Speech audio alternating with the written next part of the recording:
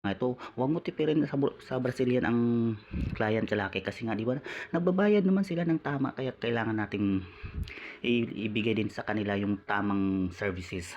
So ganyan lang kalaki, kailangan tuyong-tuyo yan kalaki ha kasi malagkit pag hindi matuyo.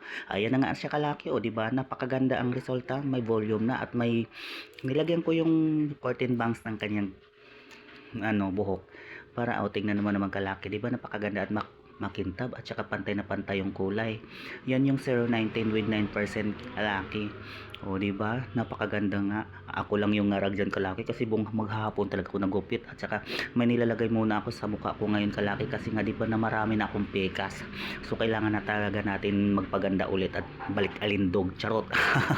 So ayun na kalaki siya. Yan na yung ating Brazilian Botox na may 019 ha. Thank you kalaki. Magandang buhay.